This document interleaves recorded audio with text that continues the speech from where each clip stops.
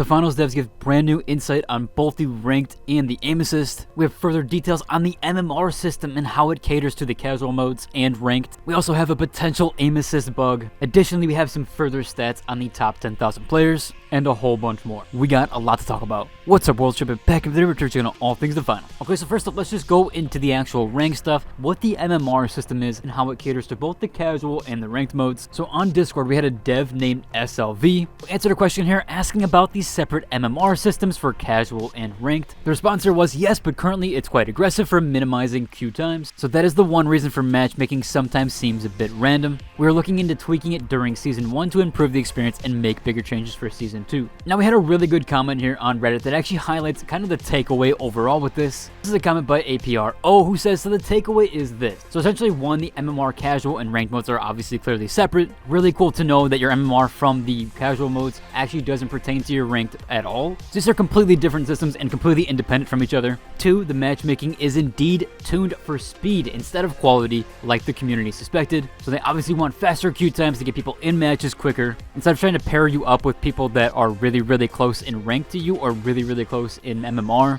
Now I do think that it adds a lot more dynamic to plays, so I do actually like that. Now maybe it might be a little bit controversial in the ranked modes, but for casual modes, I do think overall that having the dynamic there of kind of quicker queue times but maybe a broader range of players, I do think that's actually a better dynamic, at least for the casual mode. However, for ranked, you definitely could make arguments on why that would be bad overall. Seems like they really want to work on this and fine tune it, so we'll just have to wait and see what ends up happening with that. Now I covered 3 in that kind of segment there with the fine tuning, and then they did mention here, of course, that bigger changes are coming to ranked too. It is really nice to see devs give us a nice in-depth kind of analysis on their thought process and what is going on within the game. Like the finals, I appreciate when devs are super open about their game, which just like the finals, that brings us to today's video sponsor, featuring the one and only Drewski. Like a Dragon, Infinite Wealth is the latest installment in the Yakuza series, which launches on January 26th for all platforms, PlayStation, Xbox, Windows, and Steam. And when I say this game is jam-packed with content, I actually mean it. There are so many different aspects to this game, including its main story, combat, mini-games, and even endless experience. And all of these modes are fully fledged, even down to the combat mechanic, which include both area effect and combo attacks, perfect attacks, smackdown, Kiwami moves, and even pound mates. But that's not all. Included with all of these game modes, there's also a crazy delivery, which was inspired by Sega's classic Crazy Taxi. But to show off this game better than I can, check out this trailer featuring Drewski.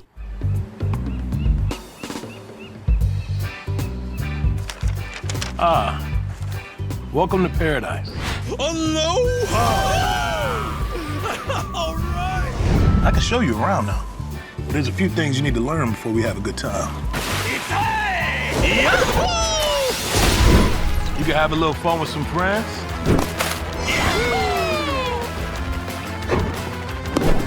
And even pick up a new skill.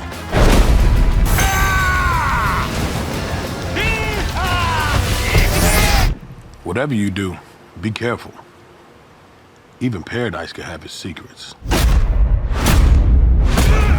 You trying to tell me there are Yakuza in Hawaii? Not exactly something you'd find in a guidebook, is it?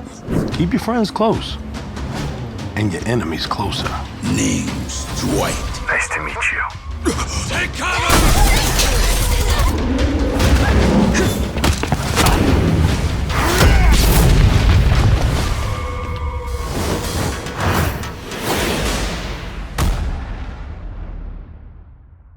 Jumping back into it, we're going to look at some more dev updates around the aim assist system. So this is from Dusty here, and this is a pinned comment, so you can see this for yourself. They said, hello, the dev team spent the time to look at the data of mouse and keyboard versus controller. And from this actual data, they did find that the aim assist left controller players with an advantage. They said this kind of data takes a lot of players, so thank you for making that possible. We checked and adjusted on a weapon by weapon basis to bring a much more even approach, which we'll now test again and again, because balancing is never done. We don't make changes based on the volume of voices, but on the information we can see within our own tools. That said, the first step often happens when the community of players finds something off in their experience and shares it with us. So obviously they do thank people for voicing their opinions, however they did go off the real data for this. So this had nothing to do with the loudest voices wanting the aim assist change, it actually had to do with the real world. Now quickly jumping into read WASD, you actually are able to use this. And Embark Dusty mentioned that here, you are able to use it, but the aim assist will not be present. There is no indicator on the screen if the AA is working, working or not, but we're testing it again internally, and we can see that the parch is working and aim assist is not running with re-WASD.